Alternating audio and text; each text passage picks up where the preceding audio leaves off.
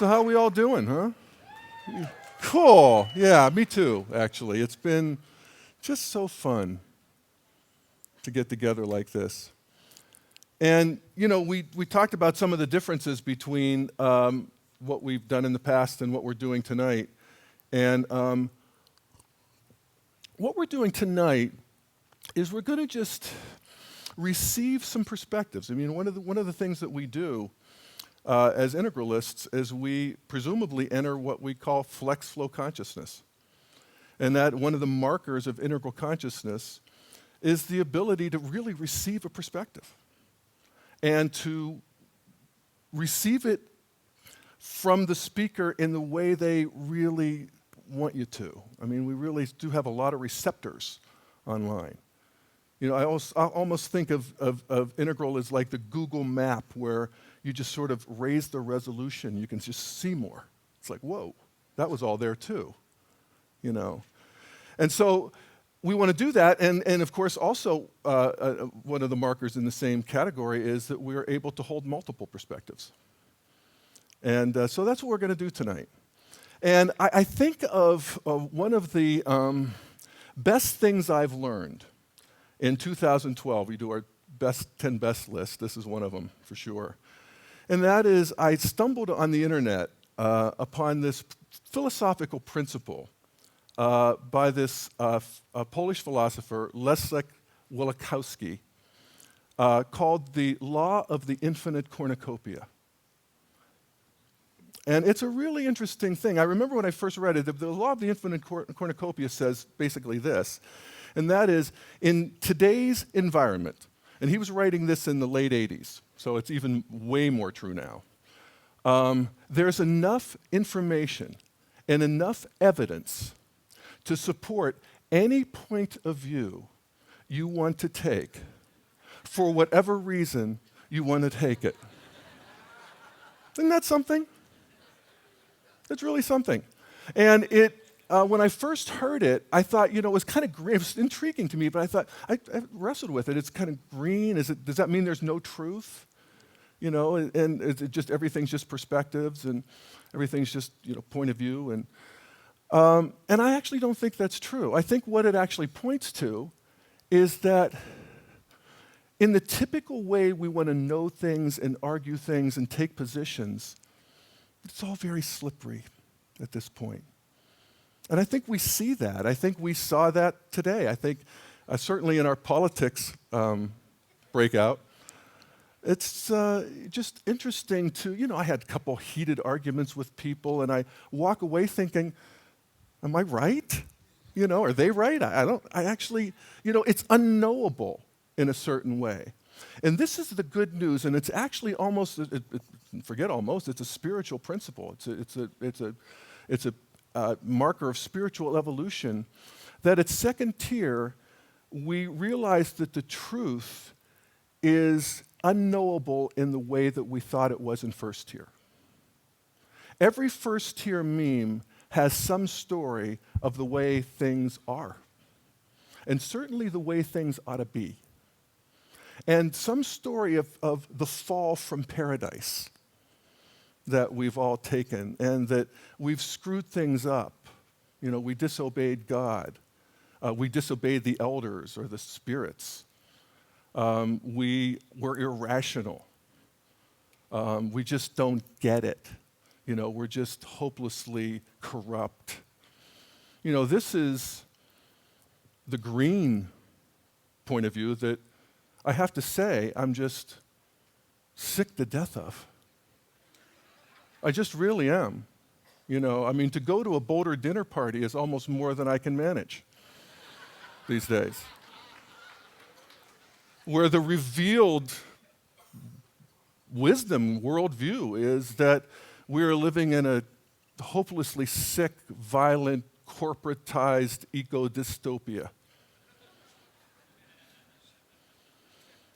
Which is true in a certain way. You know?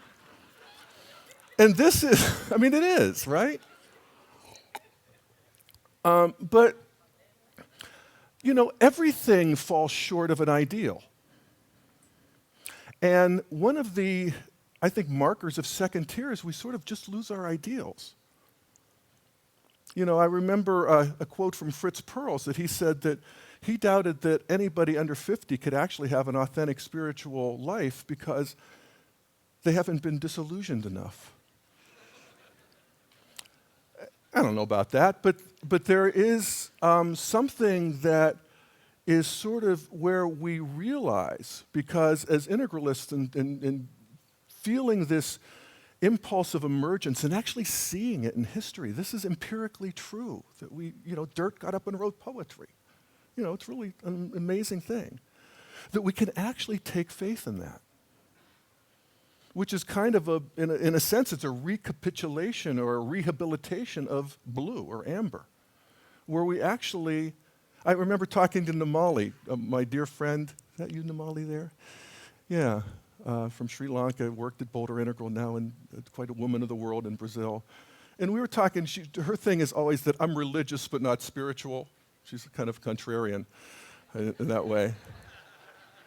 And I said, so what do you have faith in?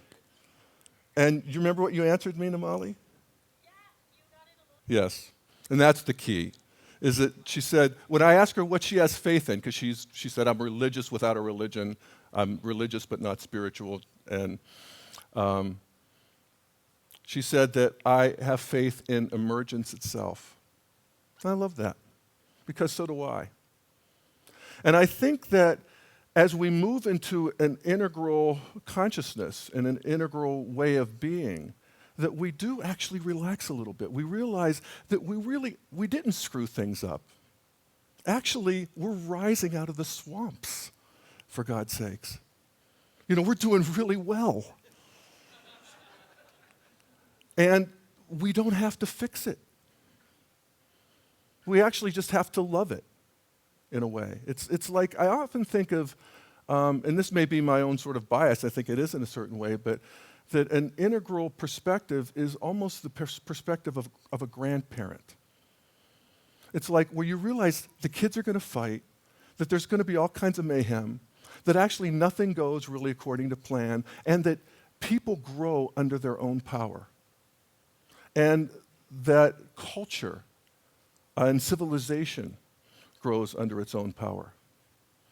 And so I think that one of the things that, it's like Diane was saying this morning, that one of the things we notice about evolutionary movement is that people tend to polarize against the stage that they're sick to death of. That's progress. That's an engine of evolution. So in some ways, we actually do want to push off of green.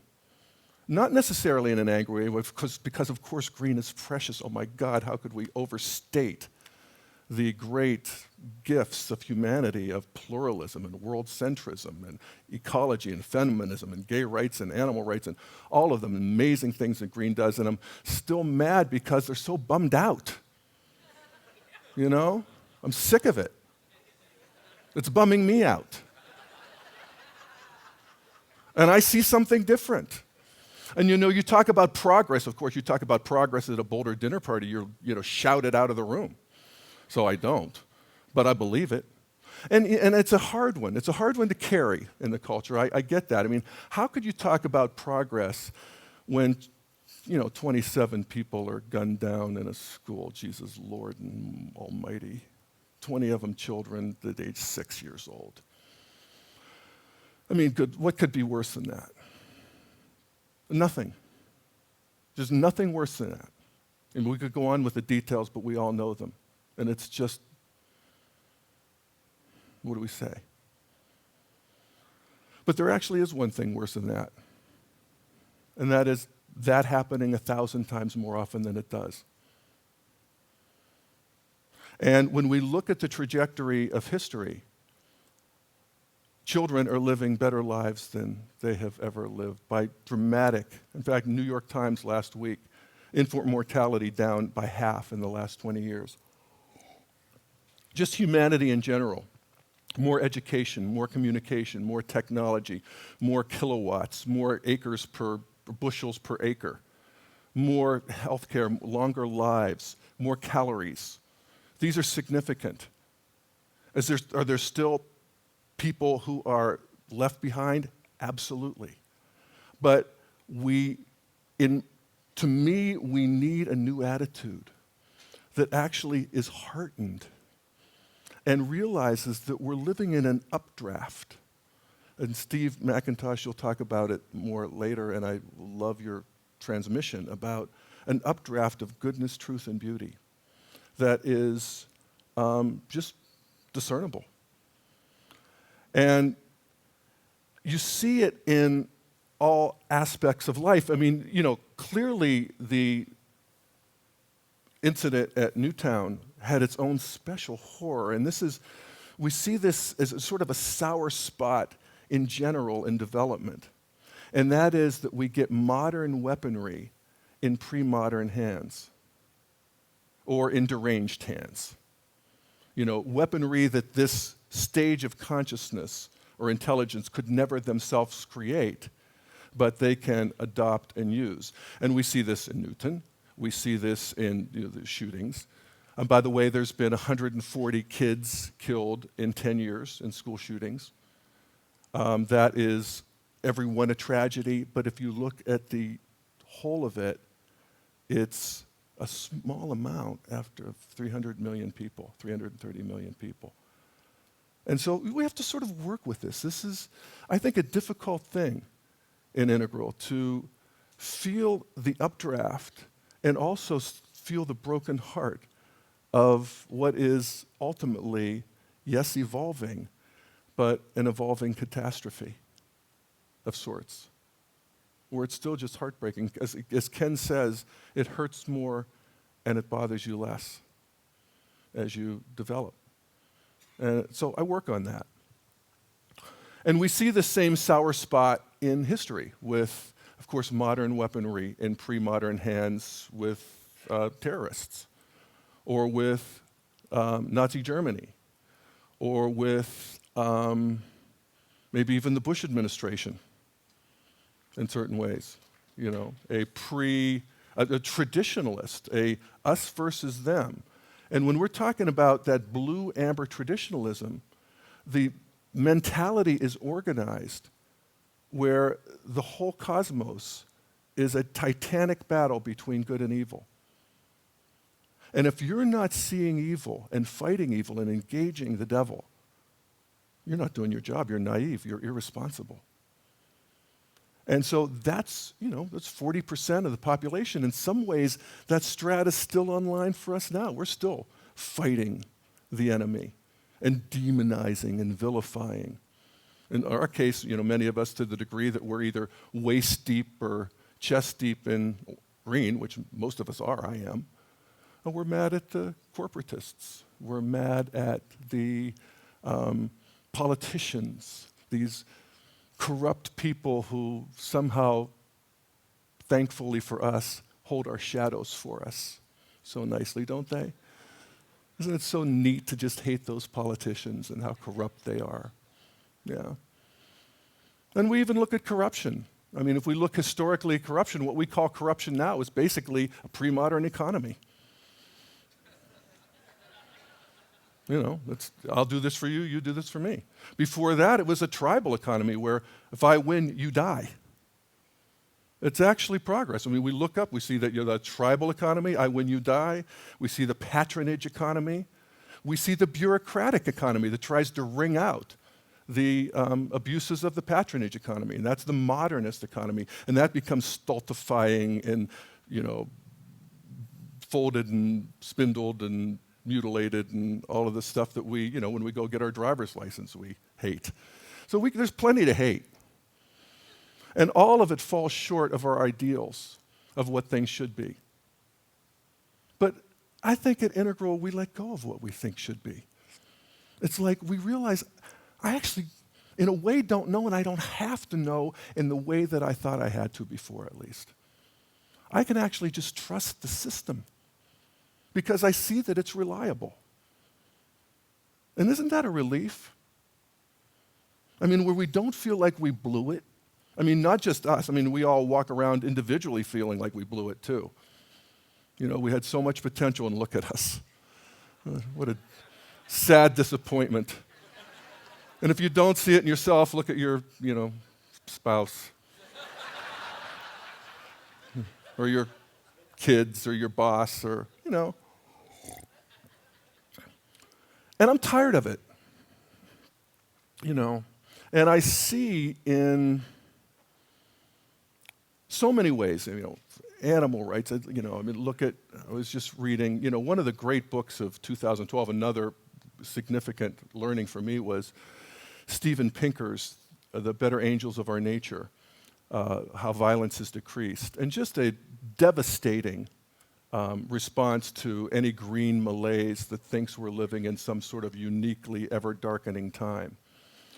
For whether it's, again, children, it's just laid out amazing, the trajectory of how children are living these mostly amazing lives, provided they're not in the bottom billion, and still, 1 billion people lifted out of poverty in the last 20 years. It's just these are little things I think of. I think it was 1910 in Herald Square in New York City.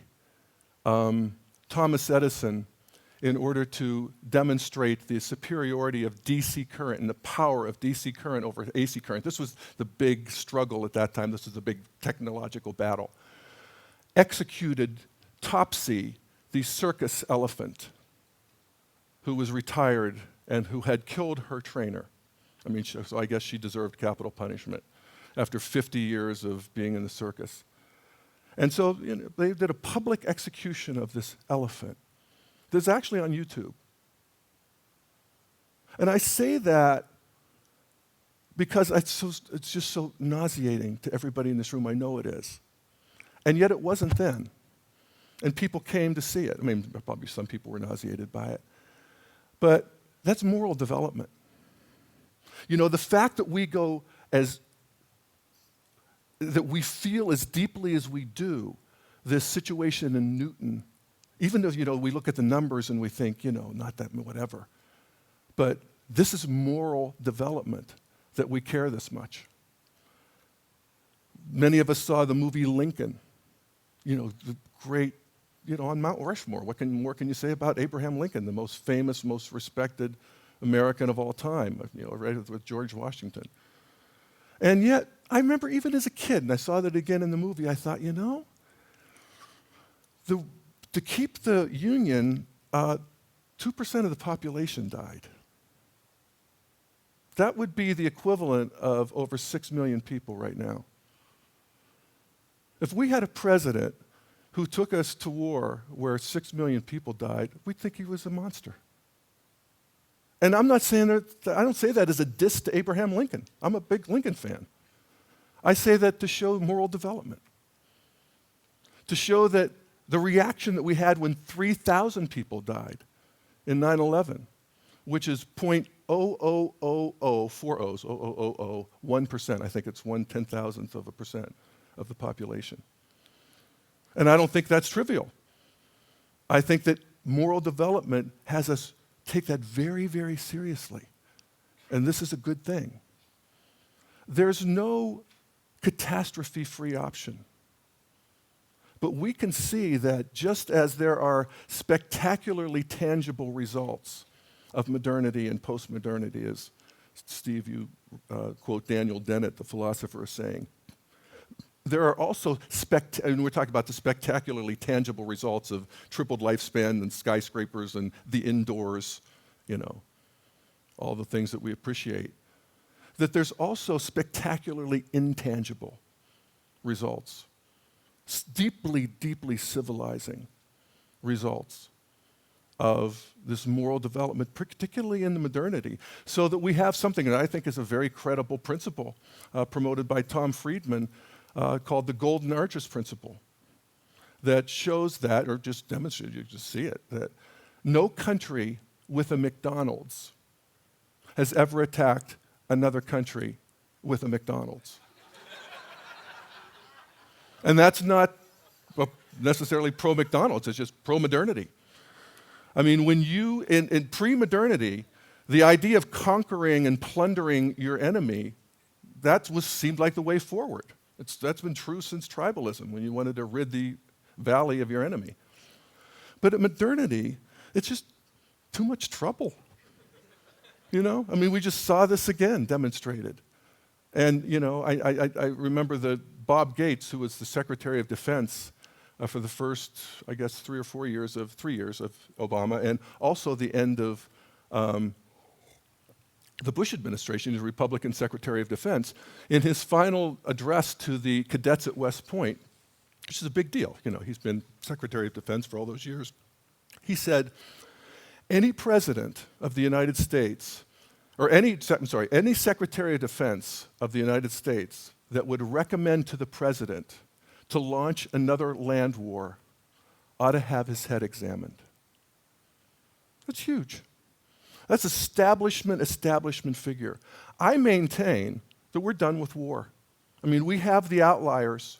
We have the pre-moderns. We have North Korea. We have Iran, who knows? You know, we have Afghanistan. We have, you know, the sort of trailing edge. But do I worry about big wars among modern countries? No. We'll compete economically. That's progress. There's problems to that, but it's progress. So I think there's a moral case for optimism.